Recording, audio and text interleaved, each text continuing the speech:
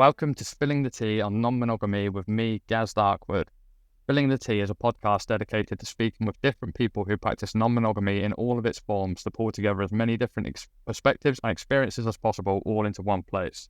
In each episode, I'll be joined by a different guest to talk about their own non-monogamy experience. I'm always looking for more guests, as without you, there will be no podcast. So if you would like to be a guest, please send an email to spillingtheteapodcast@outlook.com. On this episode, I'm joined by Kay. Hi. Hi, how are you doing? I'm doing well. How are you doing? I'm doing good. Glad to have you here. Thank you so much for creating the space. You're welcome. So first thing that I'll start with is, can you tell me your age, give me a rough age range, or if you don't want to be too specific, and how long you've been practicing non-monogamy for? Yeah. I'm in my mid-30s, and I have been consciously and knowingly practicing polyamory for about 15 years now, I would say. I was unknowingly practicing polyamory before that. But for the majority of my adult life, I've been exploring this part of my identity.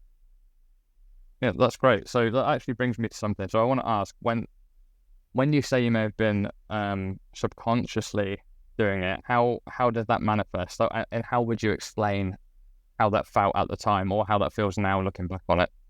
Totally. The first thing I'll say is that from the youngest memories, I've always been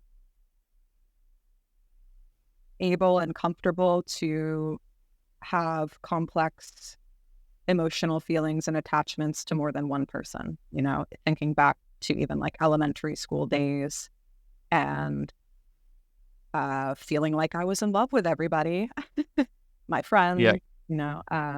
So sort of just noticing this general inclination. And then, as I matured,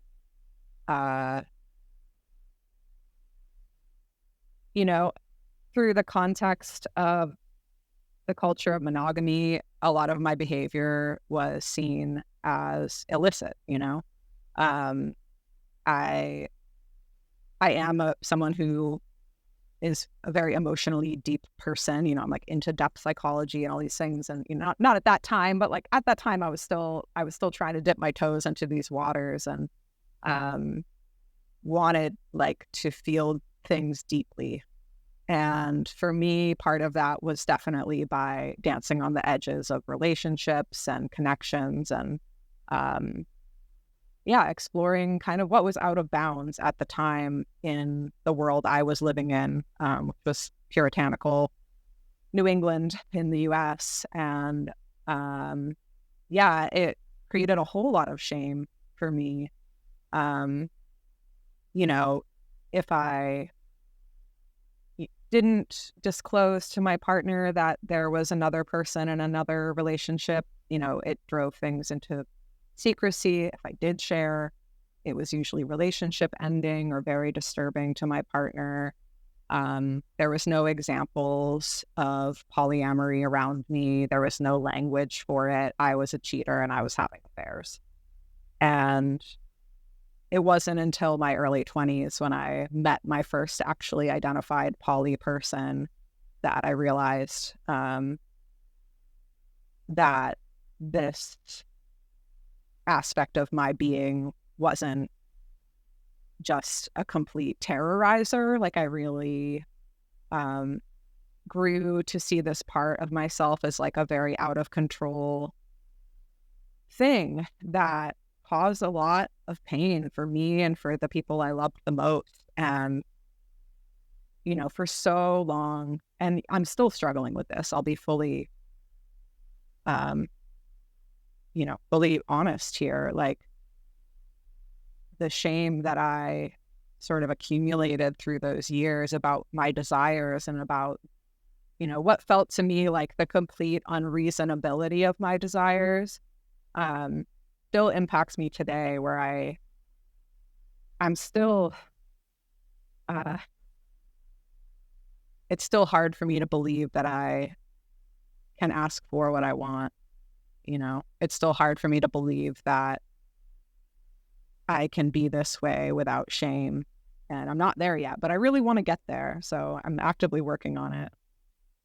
Yeah, I think that's the thing that everyone struggles to do with, like you say, that monogamy or monogamous programming that we're all fed from when we're born is a very hard thing to undo. And in any forms of non-monogamy, I think a lot of people still struggle with this sort of deep-rooted feeling of this is wrong, or I shouldn't be doing this, or I'm going to upset someone, or no, I can't tell this person that I feel this about this other person because that's wrong and you shouldn't feel that way and that's bad and they won't be happy about it. And like, I get that sometimes. I have to stop and tell myself, no, it's actually all okay. But even though, I'm going to say, like, the awake part of my brain, the conscious part of my brain knows that it's all fine, but the unconscious part still is holding on to this sort of monogamy that I was, grown up with and led to believe was the only way. And it's kind of difficult to let some of those things go. Totally. And then, like, just to take it a little further to, like, the social conditioning of being a woman and being a people pleaser and being a sex object. And, like, there's so much wrapped into it and so much, comes up. Even when people who ideologically, like, want to be in a poly relationship are in that arena, there's still so much, like, this programming goes so deep. And this is I guess where I'm at right now. Like, I'm 15 years into this journey and I do feel like I've undone a lot of that programming, but it's still there because I'm still living in America, and I live in a much more progressive place now, but all kinds of people exist around me. And so yeah, even in this kind of more poly accepting society, I still see, and I don't expect perfection. Like, I see this movement is still gaining ground from monogamy, right? Like, in its departure from monogamy into something else entirely. And so we're not separate from it yet, right? And so I see that is very mid-process. And so where I'm at right now, and like, this is kind of, I have 3 partners. And, like, I want to be actively unraveling the, like, kind of the things that insert themselves into our relationship that aren't what we actually want. But it feels like those things come up so often. Like, there's a code of, the code of monogamy that's, like, incredibly subversive and kind of, it's funny to say that, but embedded in all of our interactions, And so, like, even just, like, for an example recently, right? Like, one of my dear friends who is also poly, we're not dating, we're just friends, but they invited me to the ballet on Valentine's Day, right? I don't give a shit about Valentine's Day. Sorry, I don't know if I can swear. Go for it. And I also don't give a shit about Valentine's Day either. So I'm with you on that. In fact, I'll even take it to the next level. I don't want anything to do with it, right? Because of this pair bonded thing. And so and this is another thing that I expect we'll talk about. Like, all of my partners are kind of in different places in their own poly journey too. And one of them, when I met them, they really wanted to be in a monogamous relationship with me, and slowly they've made their way towards me and become poly. And and this person's also South American, so they have a lot of, they come from that culture. They're coming from a different culture. And so anyway, Valentine's Day comes up, right? And I'm like, I don't want to do anything for Valentine's Day. I want to go to the ballet with my friend. And, but still, like, the attachments to these markers are still there. And I guess, like, I find myself wanting to exist completely outside of that personally, but some of my partners are still, I guess, like, looking for those kind of significators in relationship that mean some kind of status that I guess, like, I feel like I'm not interested in anymore, So Yeah. yeah. Yeah, I totally understand that. I think there's that whole kind of the thing that comes with monogamy as well is the relationship escalator. I think when I'm Yeah. exploring non-monogamy, most people, at least definitely for me and some other people I've talked to, the relationship escalator is one of the first things you learn about, and you realize that actually you don't have to ride that escalator, but because of like the monogamous programming, which includes every TV series, every film, every bit of media you've seen your whole life, where Yeah. people get together, they start dating, they move in together, they get married, they buy a house together, they have kids, and that's just so deep rooted into you to think that you could have that, where actually you can step off of that escalator with any person at any point, wherever it feels comfortable, wherever it works for you and that specific person. You can get off the escalator at just dating and stay dating forever. That's fine. The relationship doesn't need to become more than that. It can just stay as that. If you're both happy, then it's fine. Yeah. Yeah. And like, I think I'm in a place where I accept that, and that's what feels comfortable to me. My formerly monogamous partner, who's now poly, is still kind of like coming to terms with that, where they're just like, what does this mean then? And I can't answer that question for them. Like, that's about them kind of shifting their values over to like the quality of our connection versus these kind of social markers of depth and intimacy, because I'm like, it's there. We have depth and intimacy, but we're not going to live, but there's and I'm also okay. like, and that's the thing. But also, every person is different. So even though you and say partner A can both say, yeah, we don't want to ride the relationship escalator, we're happy with what we've got, but you're still going to get there at different times, or maybe you still feel slightly different about things. I think that's one of those things, like, so often I hear and I read online people say like non-monogamy doesn't work, polyamory doesn't work. You hear so many stories about polyamorous relationships fail, and like, well, actually, not compared to how many stories you hear about monogamous relationships we're failing. like, what and is fail? Sorry. Yeah, and it's all the same thing, and it's to do with people just having being incompatible with each other because they have different thoughts or feelings about specific things. But I think with non-monogamy, or specifically polyamory, people tend to go in knowing that you can be different, and sometimes things just don't work out, and it's not a disaster, it's not a bomb being dropped, it's just okay, this isn't actually working the way we thought it would. And I think you get a lot more amicable breakups through polyamory than you do through monogamy in general. Totally. Yeah. I think poly people are much more quick to realize when there are mismatched needs, because we've had to hash out our needs so much. Yeah. So when those things aren't aligning, it just kind of becomes obvious. But yeah, that's another piece of the narrative that I do find very interesting. Like, how do we measure the success of a relationship, And to me, it's just like the amount of kindness and compassion we show each other while we figure out who we are to one another. And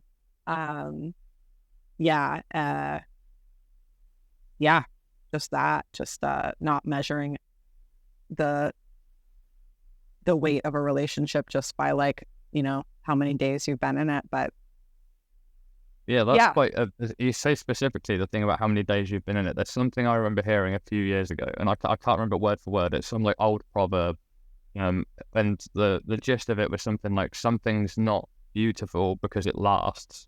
And what I take from that is that permanence doesn't really mean anything. Something hasn't failed because it was only temporary. It just lasted as long as it lasted, and if it was good in the moment, then that's good. You can take back like I think this actually was referred to as like people giving up on hobbies, and people saying like, oh, I wish I'd kept that hobby up. Well, actually, you did that hobby for 2 years and you had a really good time with it. Does it matter that you don't do it anymore? Like, just take the time that it lasted as what it is. That was all a positive. You've had that positive experience in your life. It doesn't need to last forever. It's fine. Yeah. And you don't need to build your identity on top of it either, Oh, no, definitely. Which is definitely a thing that, you do come across a lot. Yeah. So you've mentioned that you've got 3 partners. So something I want to ask is how you handle communication with them all. And by that, what I really mean is how much you tell them about each other? Like, if you're going out on a date, do you say, I'm going out with this person? Do you tell them what you're doing, where you're going? Like, how open are you with sharing that information, and how much do you want to keep to yourself? Because I've talked to people, and different people do this very differently. So I'm quite curious just how it works for you. Yeah. And I've, just to say, like, back in my early 20s, I started all the way in the don't ask, don't tell world. And now I'm in a totally different paradigm. So I've kind of done it all. But, now I'm at a point where it's transparency. My partners have all met each other. They all know each other. There's community crossover. They see each other out in the world. So that feels good. As in, like, they're all comfortable with each other's existence. And, I know their partners too. So I would say, just as you'd expect, like, I have different levels and types of intimacy with each one of them. And I do share with each one of them when I'm seeing another partner. That's depending on, like, where the other relationships are at. That can be just like a passing comment, or it can be something that does require some processing around. Yeah, I get that. Depending on, like, how secure other partners are feeling. But, I've been with all of these partners. The one that I've been with the shortest time is about like a year and a half. So it's not like these are new relationships at all. So it's interesting, actually, like, just to share in real time from my world. One of my partners I'm in a band with them, and they're the lead singer, and they just asked me to join this band. And we have our first performance coming up next week, actually.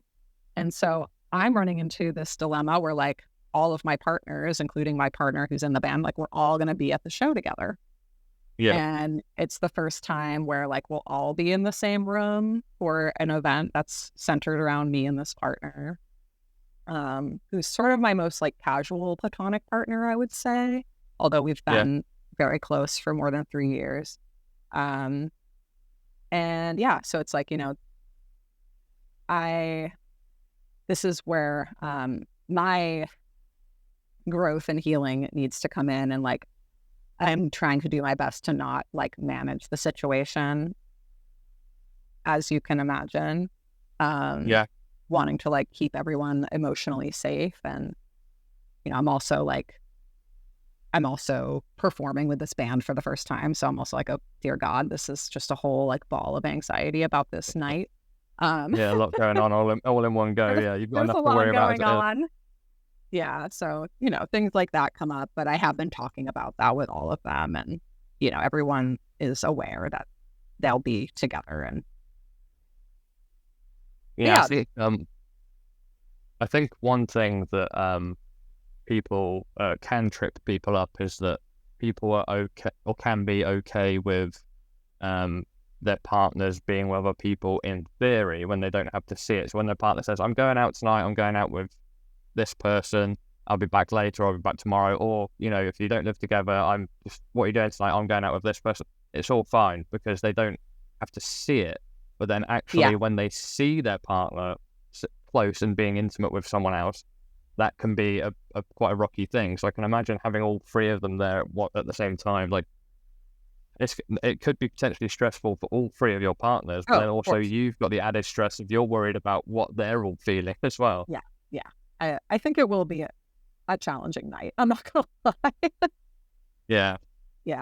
It's hard to not attune to what's happening, Yeah, I guess it's one of those things that it's a thing that's really has to be drilled into people, I think. And one thing that everyone that gets into polyamory learns about is communication, clear communication, open communication, honest communication, which is a thing that I think every person in a relationship should learn. That shouldn't be just a non-monogamous thing. Like, monogamous people really need to learn how to communicate with each other.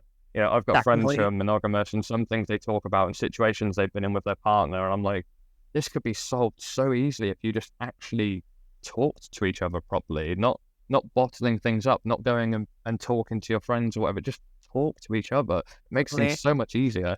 Totally. No, am with you. Yeah. Yeah. It's, Well, on hopefully another you have a level, good it's night. actually kind of really hard to connect with, like I know so few women who are poly, just to say. And like, so I feel it's really hard for me to find other women that I can talk to about my relationship Yeah. situations because they, if they're not poly, they're not deconstructing the monogamy in themselves. And so they're just applying monogamous values to what I'm telling them. And, over time, I have a few good friends who certainly like understand, but yeah, just to say, like, I guess I feel myself more and more like I feel like I'm, just as the poly movement getting further and further from monogamous culture. And even, the reason I found your podcast is because I was on Reddit really looking for people that are having the same experience as me. Because I don't feel like I'm finding it easily here, even though I know plenty of poly people, which is kind of another interesting layer of like not really relating to the other poly people around me. But um, yeah, it can be like kind of lonely sometimes, as I'm sure you've experienced as well. Yeah, I completely get that. And yeah, I also know quite a lot of poly people, but again, people have very different scenarios. And even Yeah, if they're in the same scenario as me, in terms of how many partners they've got and how they do things, have a conversation with them and find that things still work very differently for them. There's so much totally. minutiae that can be different. And I think that's why That's true. when you listen to other podcasts or you read, like people always throw around, if someone says, "Oh, I want to learn about non-monogamy or polyamory. What books should I read?" And there's always the same handful of books that are thrown around, but Yeah, they're from that one particular author's point of view. And I don't think I have read a couple of books, I've listened to a couple of podcasts, and none of them really did anything for me because I think, okay, this bit I understand, but this bit I cannot relate to at all. So yeah, this isn't that helpful. And what I found was the most helpful thing for me at early days was actually just talking to people, going to like polyamory meetups, talking to people, but yeah, actually not just talking to people, because that is one thing. You do learn that, oh, actually you think this, but you think this. Those things actually clash with each other, but yet it still works. That's really hmm interesting. But also just being able to kind of live in that world, live in that space and see how people actually interact with each other. You don't even have to have conversations, but seeing someone sitting with one partner, one side of a pub, and then they get up and they go over and kiss their other partner goodbye on their way out the door, or simple little things, but actually seeing it all put into practice, for me, made things so much clearer and kind of easier to comprehend. yeah, yeah. That makes sense. But that's what I think. If anything, the different perspectives, different views is going to be the most helpful thing. You could have one person. I could tell anyone. I could tell you now. This is how I do things, Yeah, and you're probably going to turn around and go, "Okay, that's good for you, but that doesn't work for me. I'm going to totally. do it my own way." And I think everyone would also do the same. It's easy to fall into the trap of when online, when looking on Reddit or podcast or books or anything, to hear one typical way of doing things and thinking, right, I have to do it this way. I And I have to think do it this way. yeah, as you're saying this too, like, because I feel like since moving to the Pacific Northwest, my experience has been people who have kind of like read the latest literature, right? And they're jumping into the poly stream in earnest. And um yeah, and I don't want to critique anybody's journey because I've been, like I said, I've been at all of the different angles of this. And, it's all valuable, but I guess what I am feeling is like sometimes, um, yeah, these like prescribed ways of being poly, I've bumped into them through metamors, like one of my partner's other partners who was fairly new to poly, but also like was a therapist and had like really good therapeutic speak, but Yeah, just slowly over time, over like the 2 years that we were metamors, um, there was a lot of things that like, from whatever sources, Instagram sources, whatever the fuck, I don't know what she was reading from, but uh kind of coming up with her own set of rules. And those rules will probably work great with the right people, right? But she was kind of exercising a lot of, when I brought up that I was like fully adapting relationship anarchy as my sort of orientation to all of this, like she pretty much gasped because she was still much more comfortable. She was like, oh my God, that's like such a, first of all, it's just such a sensational term. And I was, well, okay. But, just to say that I could see that she was still in a place where like her polyamory needed to be hierarchical. That was what felt safest to her. And that's a stage of the journey. And maybe that is like the stage that feels right for some people. And I'm not here to critique that because I've definitely been there. But, I feel like at this time, I really want to examine the hierarchies too, for myself. But I also see that for some people that the safety and security of having like a primary partnership and being able to explore from there is what works best. And I'm not here to say that's not right for any, not what I'm looking for at this point. Yeah, and again, that's one of those things. Everyone's different. It works for some people. It doesn't work for other people. I think so. I am hierarchical. I've been married for I don't know how long, 15 years. But this is a bit of a weird thing, but I kind of feel a pull towards relationship anarchy more than anything, but because there's a part of me that I don't like labels, and I don't like thinking, oh, this has to be this has to be this. I'm very much more a person of just let anything be anything. But there is kind of a caveat to that I am in a hierarchical situation, and that's because, I think I look at hierarchy a little bit different to how some other people do. So people look at it as a relationship. So like, I'm married, my wife's my primary partner, so she's there at the top of the hierarchy. But it's not just that. Like we own a house together, we have children together, we have dogs together, and all of that all comes under one thing. So there is a hierarchy, but it's not to do with relationships or feelings or connections. It's to do with just prioritizing my own life. Like I need to be there for my children. I need to do upkeep on the house. I need to pay the bills, and because of that, my job becomes part of that hierarchy as well, because I need to go to work because I need to pay for all those things. I need to provide for those things. So it's not that, like, I'd say to a partner, you come secondary to my wife.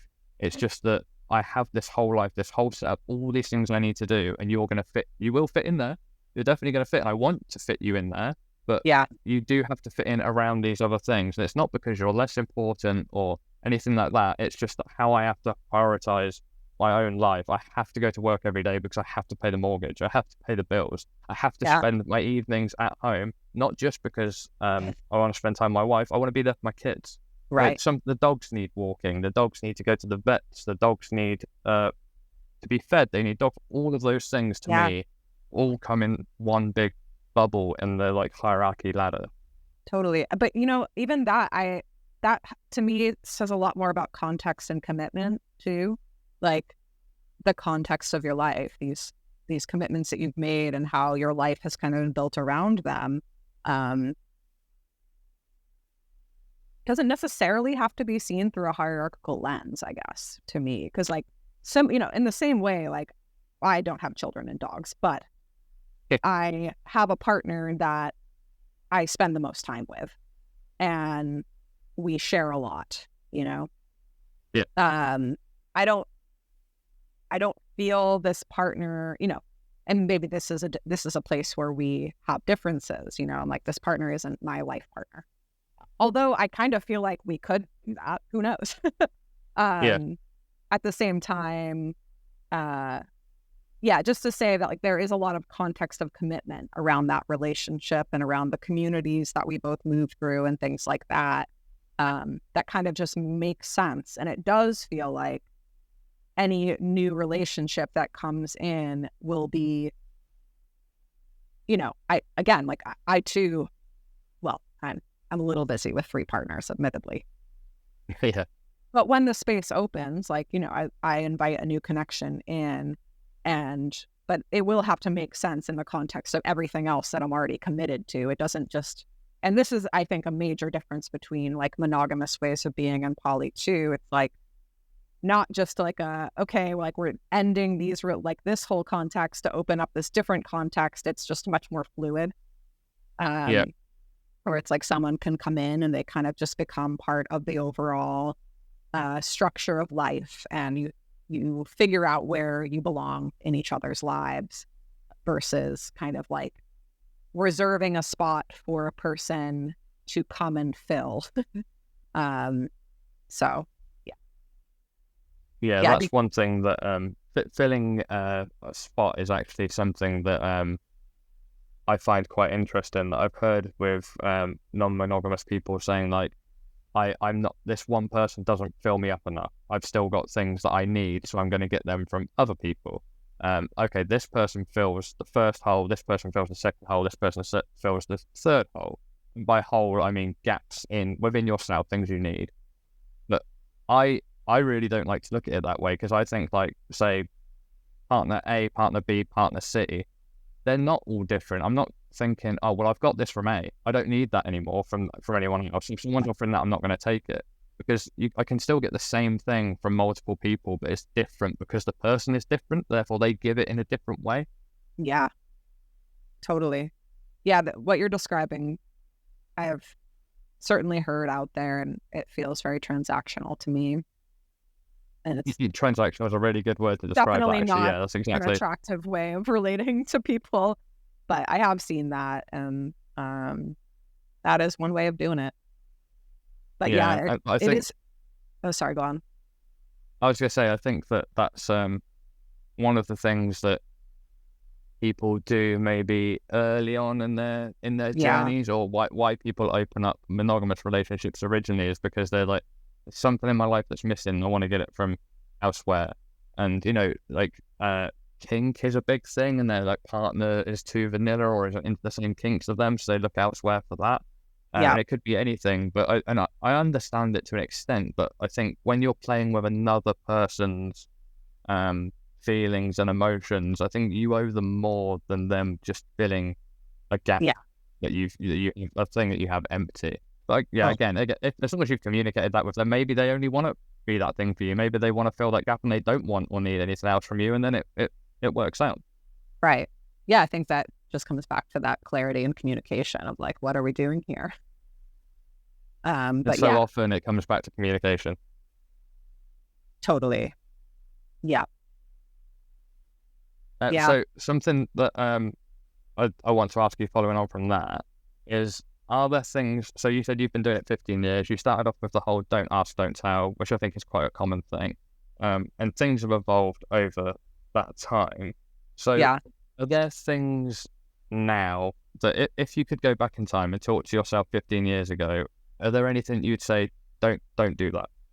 Don't do it that way, do it this way instead? Or do you feel that actually all those steps that you took and you went through helped you to get where you are now? If you've missed any of those, you wouldn't feel the same way you do now? I wouldn't change anything, because it's all part of this process. I think one thing I would like to say to myself, especially as I started to move more into a place of disclosing things to partners, is like, don't minimize the truth of how you feel. Like, it's still really hard for me to fully express the extent of my emotions about other partners with other partners, and that's something I'm still working on, of like being really honest about how I feel and not thwarting things that feel like inappropriate or unacceptable. So that's definitely one major thing, is just like really working on being honest about what I want and what I'm feeling for myself and for the people that are with me. I can relate to that, actually. It's something that I try and tell myself, and I think it comes from a place of kindness, or not wanting to hurt the people you care about. Like, I want to be honest. I want to tell, say, my partner this thing about what I'm doing or what I'm thinking about doing or anything like that. But I feel like it might upset them. They may be unhappy, even if it's just silly emotions, and they will get through it and they will understand. Still don't want them to feel unhappy. So I kind of don't want to tell them to spare them from that upset. But what I try to do now is tell myself that no, I'm not responsible for their feelings, and actually the best thing I can do is be completely honest, because then they know how to deal with those feelings. They know what it is they're feeling and what they're feeling it about. If I'm not completely honest, there's a level of confusion there, and they're not going to understand, and that just makes things 10 times worse. It'll be much easier if I say, look, I'm just going to put it out there. This may upset you, but I just need to say this. I need to get it off my chest. I'm going to give you all the information, and then you can deal with it in your own way, and I'll help you to deal with it. I just need to get it out there, and then you can decide how you want to deal with it, and you can decide how you want me to help you deal with it. But the easiest thing is just to get it all straight out there from the get-go. Totally. I agree with that. And I'll say that I've had a really, really hard time. It's definitely not easy at all. It's not easy. It's still a constant battle for me, yeah.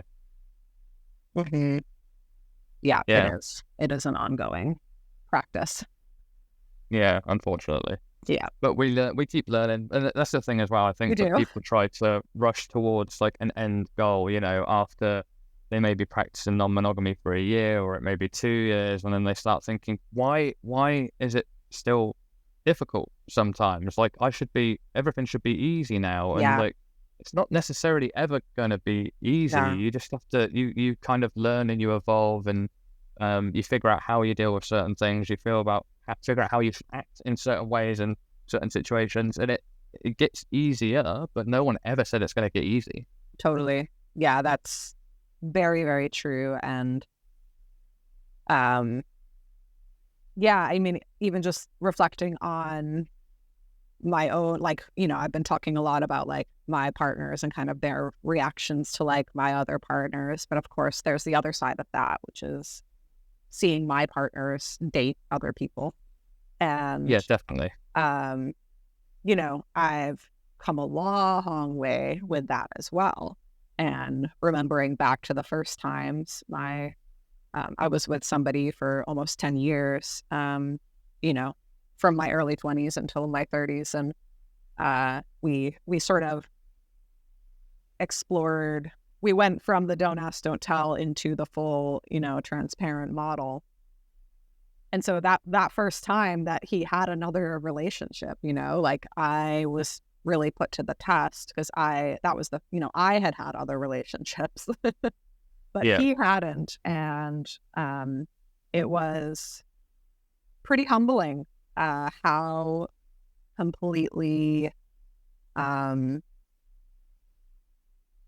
crazy making it was for me. And I learned a lot from that experience, and I have grown a lot from that experience. And now I've had much, much more practice.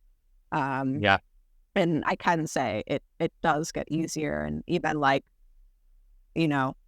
my relationship to myself and my ability to feel secure in relationships that don't have a lot of those traditional kind of markers is so much stronger now than it was 10 years ago. And now I'm watching my partner, who's a year and a half into a journey of deconstructing monogamy. And it's kind of amazing, just to remind everyone that progress isn't linear either.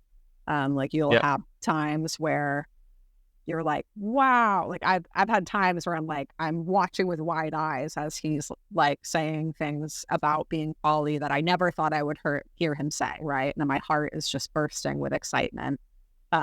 Being he's here, he's getting it, he's benefiting from it, all these things. And then, there also can be a backslide where suddenly things don't feel safe anymore. It's not a fun, liberated thing. And it's just to say we all move through so many different parts of ourselves, and there are going to be times where you feel completely confident and ethical in your identity, and times where you question that, and times where you question if you're really poly because you're having a jealous meltdown, or these things come up and they're going to come up.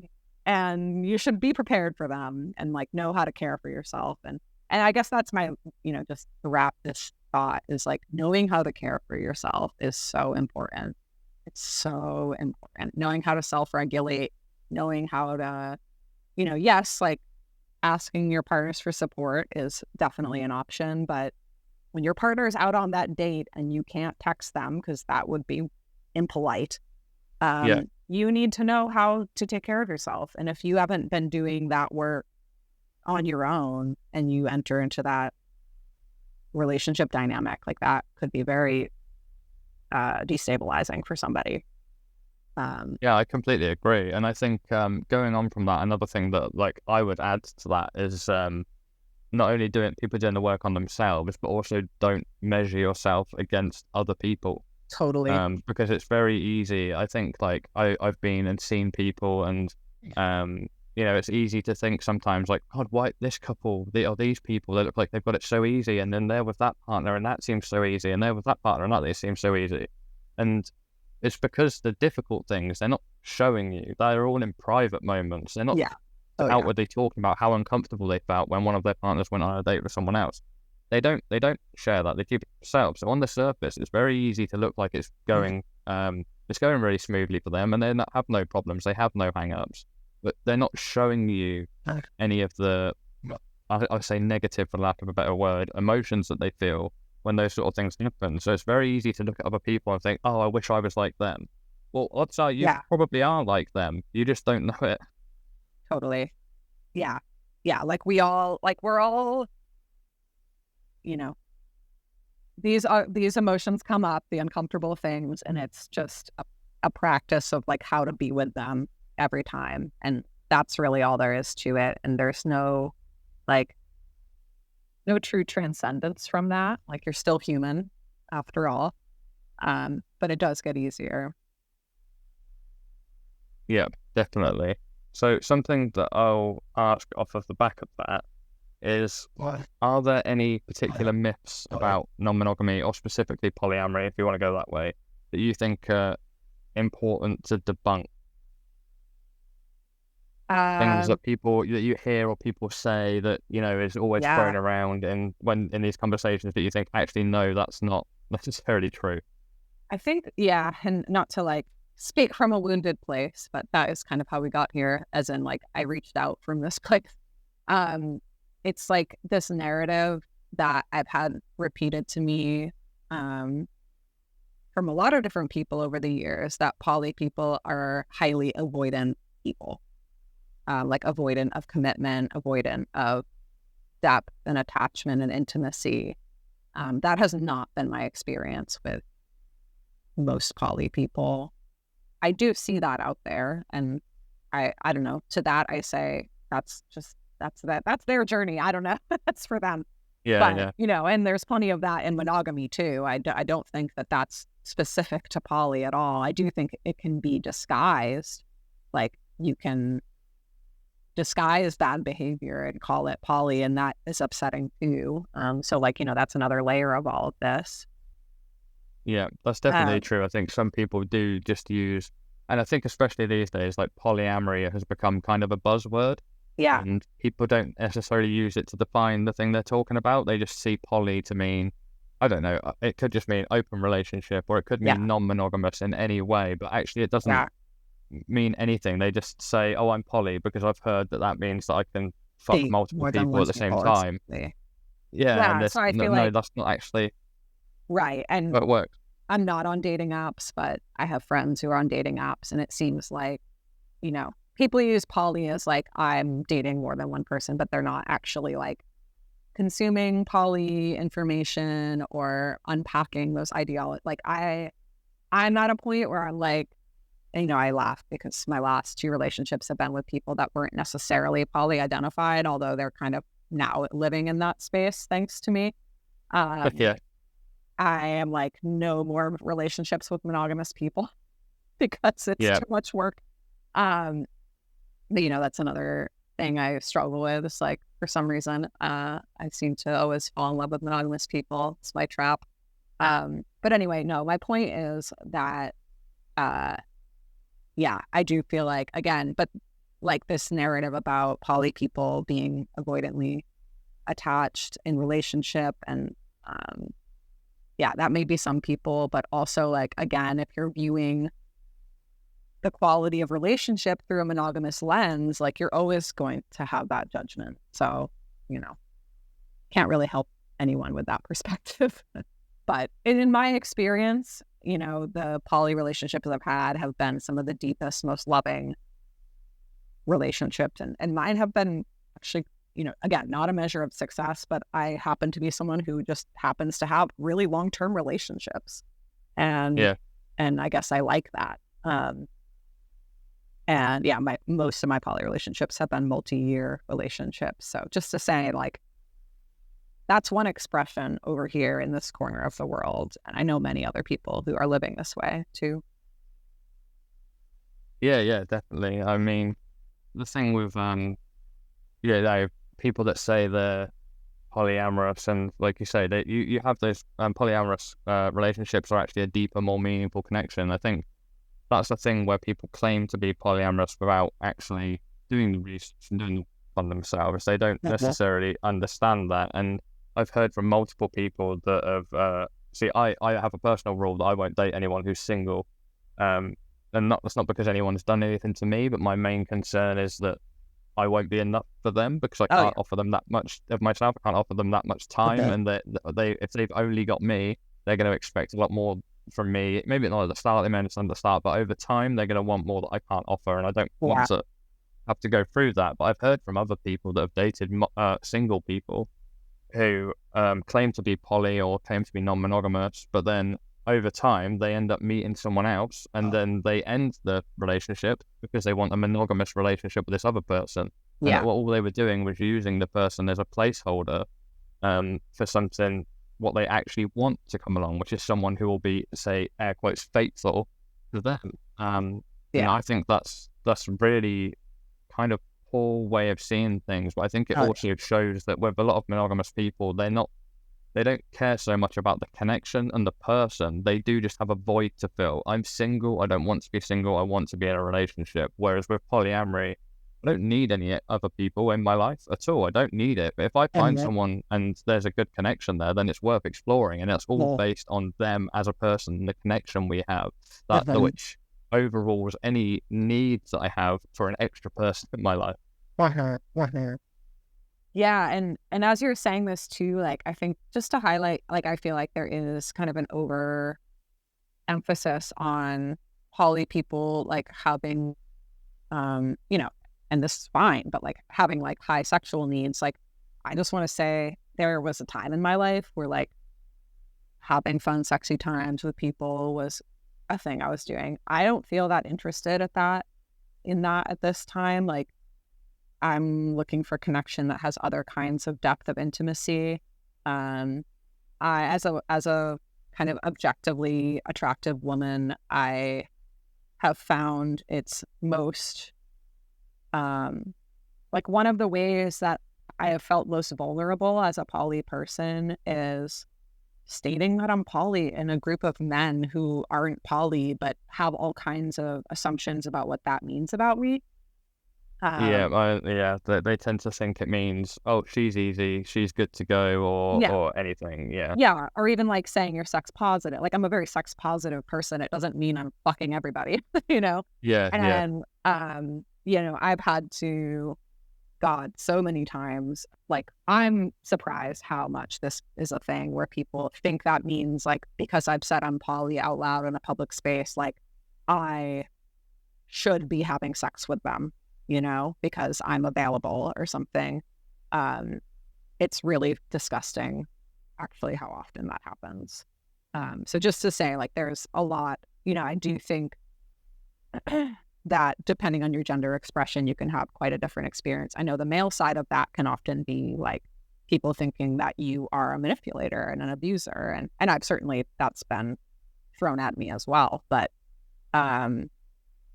just, I don't know how I got here, but just all the different reactions.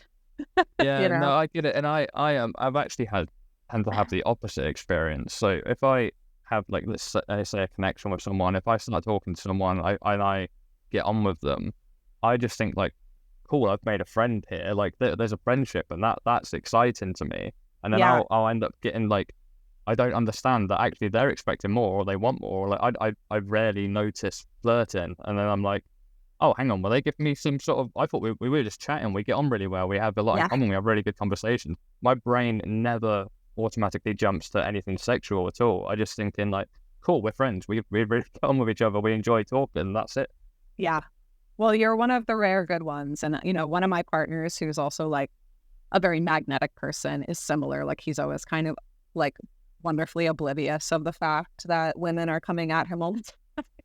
And, as he's exploring poly, it's been interesting for him to, because another layer of that is like my male partners and their awarenesses about, well, this is a whole other conversation, but yeah, just how to navigate that space while where you need to be vulnerable and show your interest, but also not like assert too much your interest. Just this kind of delicate way of pursuing somebody in the It's a poly bit realm. of a tightrope. Yeah, knowing exactly, not don't lean too far in either direction, and knowing exactly how to keep it straight, keep it straightforward. Totally. So the last question I have for you is, if someone or it could be anyone, someone you talk to online or anything, said they're interested in exploring non-monogamy as a whole, what would be the first bit of advice that you would give to them? Go to therapy. Yeah, I think that's a good answer. Like you need to do as much work on yourself as anything else. As much as you want to, as much time and effort as you want to put into exploring and researching and figuring these things out, put all that time inwardly as well and work on yourself. Yeah, exactly. Like, because like, if you're doing it right, it will bring up very deep things in you. And as somebody who, like, I think healing is a relational process. We heal in relationship to one another. Poly is like such a potent way of being in the world if you believe that we can heal each other through relationship, and that's kind of the place I move from. But you can also harm each other, so move with that awareness too. But my whole point is like, just entering as aware as you can, and to do that you need to be self-aware. So knowing what your triggers are, knowing what brings up your insecurities, and those are your responsibility, not anybody else's. And that's what I, 100%. When I said, knowing yourself, like you need to know yourself and know how to care for those things when they come up. Otherwise, it's going to be a very, very bad time for you. Perfect. Great answer. I really like that. So one last thing before we finish that I'm going to ask you is, can you sum up non-monogamy / polyamory for you in 2 or 3 words? What would those words be?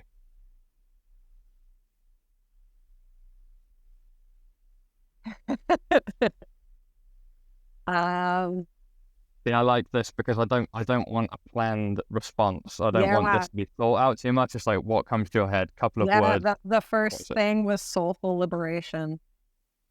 That's perfect.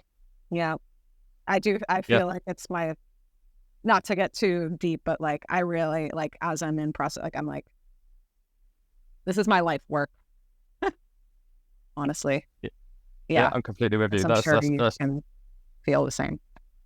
Yeah, that's a great couple of words. I think that's really good. And actually, with just those 2 words, that actually says quite a lot. Yeah, I think so too. Okay, so that's it. I think we're done with the episode. So thank you, Kay, for sharing your experiences with me. Thank you so much. I loved the opportunity. It was great, and I'd happily have you back sometime, because I think that we could probably, keep talking for a longer time if we had the time to spare.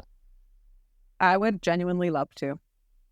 Yeah, we can definitely talk about it. I'd definitely be excited for it. So to anyone listening, remember, if you'd like to be a guest on the podcast, then please send an email to spillingtheteapodcast@outlook.com and follow us on social media for all podcast updates. I'll see you next time when I spill more tea on non-monogamy.